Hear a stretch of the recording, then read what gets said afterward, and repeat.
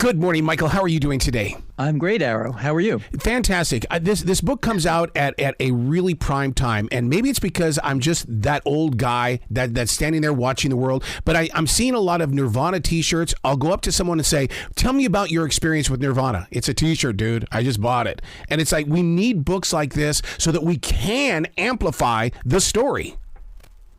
Yes, exactly. And, and what a story it is. It's like a life-changing, world-changing rock band who really, I think, embodied a certain generation, but also, like you say, like speaks to the current generation too. And you see Nirvana t-shirts still on the street. That's wild. 30 years later. Mm-hmm. Why is that? Yeah. And so I tried to explain in part, that's what the Amplified Come As You Are is about. Why did this band resonate so hard then and now? The thing about Nirvana, I was that jock that was on the radio, plus I was also that mobile entertainer that went into the high schools to play this music. I watched those people grab that music and call it their own. And to this day, it's like a story. I think that's the reason why I'm connected to this book, because I feel like I'm reliving that moment. Yeah. Thank you. That's really, really flattering. That's kind of what I was going for, to relive that moment, to explore that moment and amplify that moment. Try to connect what happened with Nirvana to, the culture at large in the 90s. Why did this happen? Why did they connect with so many people? And, the context was you had a lot of like those hair farmer metal bands and Milli Vanilli and all this pop, music stuff. And it was kind of flimsy, really fun, but not much of an emotional connection. And, kids, Gen X, they wanted something meaningful, something that hit them, in the heart, and the head maybe. And Nirvana supplied that. They had great songs that had that kind of extra something that you can't even put your finger on. Yeah, you can't. But the thing is that it also changed the way that we wore our clothes, because all of a sudden flannel became the thing. Yeah. Yeah, flannel and rips in your jeans. But, that and that greasy hair, and that was the exact, like, flannel is the exact opposite of spandex, and that kind of greasy, grungy hair is the exact opposite of the poofy hair metal hair. It was just this kind of equal and opposite reaction to all the music that had been kind of rammed down kids' throats for so long. They wanted something new, something that spoke to them. Well, it also spoke to the adults as well. Yeah. Yeah. I think because people, it resonated with the moment, and certain artists do that, through time, like Bob Dylan or, the Beatles. What did you learn on this journey? Because, there's so many things that we read in Rolling Stone and Cream and all of these magazines. But now that you've got all of this story in one central location, this is life-changing.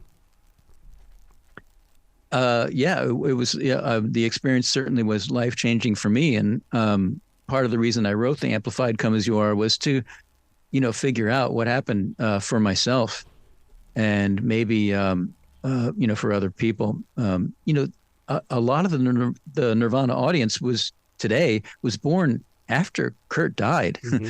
And there's, I think, a lot of stuff that maybe they don't know about. So I write about, what it meant for an indie band to sign to a major label. That was a big deal. What was selling out? Selling out was a big deal back then. There was something in the 90s called heroin chic.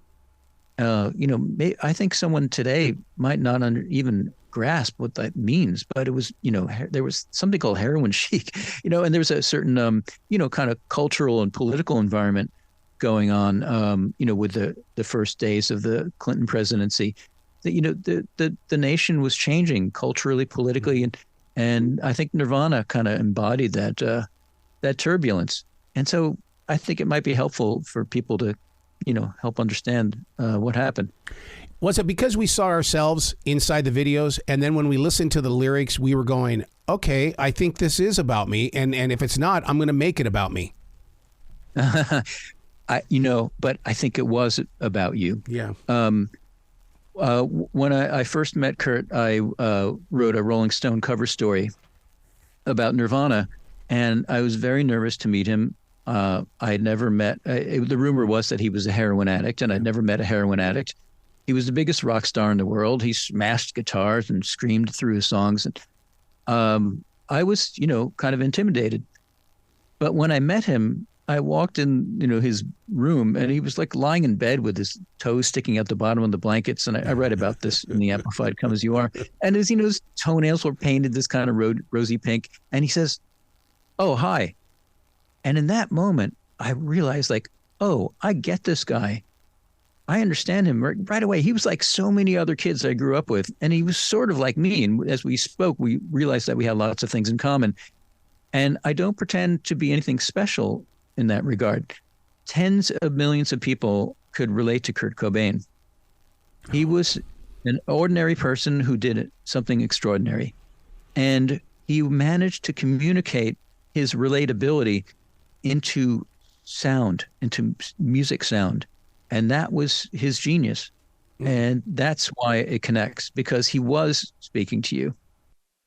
One of the things that it still lives inside my heart was the way that he selected Dave Grohl from Olympia, Washington to be a part of the band, that it was not an easy journey, that these guys really had a passion for music, but it wasn't something that we grew up doing in a garage. They had to figure out how they were going to get this band to work. Yeah, and one way you get a band to work is you get a great drummer. I think there's this musician named Nick Lowe who's in a band called Rockpile and produced a lot of great punk records. And he said, you're only as good as your drummer. And Nirvana, had a great drummer who really propelled them to new levels of greatness. And the thing is, Nirvana gets lumped in, with the so-called slackers, and slackers are supposed to be not hardworking. But Kurt, Chris, and Dave were very hardworking. They were very exacting about their music, and they toured really hard and played their hearts out. So, yeah, exactly. You're right. That's the secret. Hard work and, a lot of talent certainly helps. You're talking about the slackers, where people could relate with that. Where I tapped into Kurt was because he was so creative. And when with his drug addictions and with his challenges in life, I felt like, my God, as a creative person, you go into those places after the show and I need to get back up. What am I going to do to get me back up? And I always thought that Kurt was doing that. He was trying to get back up to what he thought was an ecstasy, when in fact being normal wasn't normal. Yes. And I think, exactly. Yeah, you got it. Like, that's why he called it the band Nirvana. Nirvana is, as I understand it, means something like, being relieved of worldly pain. Yeah. And that's what music did for him. Unfortunately, that's what heroin did for him too. But music is a much better and healthier way of dealing with emotional and, in Kurt's case, physical pain. But that's why he played music to relieve himself of pain. And also, I think the audience sensed that too. When you saw Nirvana play, it was, I don't mean to hype it too much, but it was kind of spiritual. Mm-hmm. When they were really on, you felt like your feet were not touching the floor. Mm-hmm. They were truly, they were really, really a great band.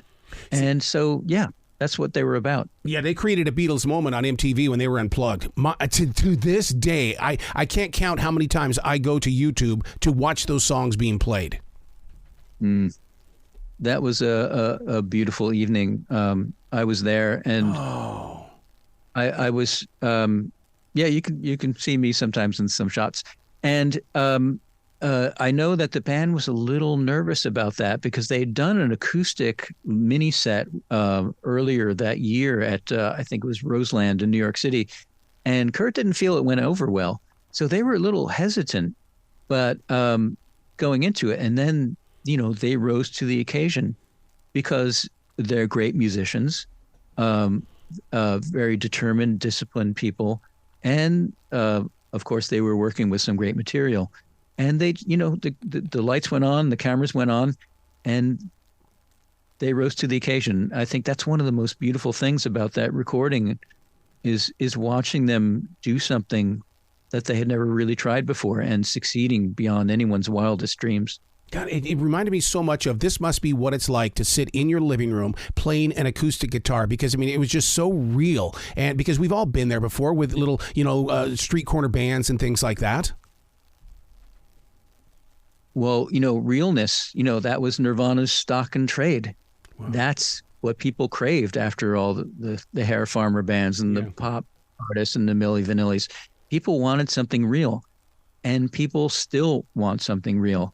And there are still lots of people out there who recognize that authenticity in Nirvana. Dude, I'm blessed with the opportunity to talk with a lot of these new bands that are completely unknowns, and they're not afraid to say, yeah, we got some grunge in this. I'm going, grunge? Whoa, tell me about your roots. I mean, it's going to happen again. It has to. Yeah. Well, rock, kind of moves in like 20-year cycles. I remember in the 80s, a lot of the coolest bands were covering bands from the 60s, like you'd see, Echo and the Bunnymen, like covering the Doors and stuff. And then in the 90s, a lot of the grunge bands were paying homage to bands from the 70s, like Kiss and, Aerosmith. And so these things, come in 20-year cycles. I guess we're long overdue. I mean, we're past the 20 years of after grunge. But for some reason, that kind of music resonates. And again, I think it's because of the realness and the passion. And, let's face it, we live in some pretty angsty times, and maybe they call for some angsty music sometimes. Yeah. How come he didn't do the tight-jawed approach to music like so many other grunge bands did? Like Pearl Jam. Kurt was just always, I'm just Kurt. I'm just being real. Be yourself. Just be very good at it and don't fail it. I think Kurt was just a natural, he just, he couldn't help it. And I think those are the best artists as far as I'm concerned. People who just can't help it. They do something great and unique, and they almost don't know that they're doing it. It just comes naturally. It sounds right to them, and they do it. And that's the most, unself-conscious, authentic art that I think you can make. Now, I'm not going to lie to you, Michael. Back in 1992, I think the reason why I fell in love with my wife of 31 years is because she knew the words to Smells Like Teen Spirit. I mean, the way that she could belt that song out when it played on the radio, I'm going, I love this girl. This girl's got it. Yeah, you married well. What was it about that song? Is it because the words or the lyrics were so mysterious that we really didn't know what he was saying? Well, I think the words are mysterious on some level, but Kurt, this is one of the kind of motifs that I point out in the Amplified Come As You Are. Kurt was really good at collaging things together in really evocative ways. So he would put things together that meant something in a way that you couldn't really put your finger on. And, the word is ineffable. There's an ineffable quality to his lyrics that he could conjure, and that had such great impact that it was kind of magical. But actually, and then of course, Weird Al Yankovic made fun of Kurt's mumbling and his vague lyrics and stuff like that. But they actually meant a lot to Kurt, and that's why he could sing them with such passion. There's actually in the book, that famous line, mosquito. See, I'm not your wife now. Now I'm blanking on the line. But I actually tease out actually what that particular couplet means. But the other thing about Smells Like Teen Spirit, it's based on really basic rock chords. It's part of it is just 1-4-5, and that goes back to Louie Louie and More Than Feeling and Hang On Sloopy and a million rock songs have that same chord progression. So it was sounded familiar and yet new. But there's also, again, a lot of musical sophistication in there. There's a really amazing jazz group called The Bad Plus, and they covered Smells Like Teen Spirit, and they really expose like how interesting the chords of that song are and how weird that melody is. It's a weird, long melody in that song. And that, I think, is a particular example of Kurt's genius. It sounds great, and people like your wife can sing along, but when you really break it down, that's a very unusual, unique melody. And a great testament to his songwriting genius. One of the things that touched me so well, this is how big of a fan I was of Kurt Cobain and still am, and that's when they released the section of his journals where I could see his handwriting, because handwriting to me is so important. And to this day, it's like I wish I could feel the depth of a page that he put his palm on.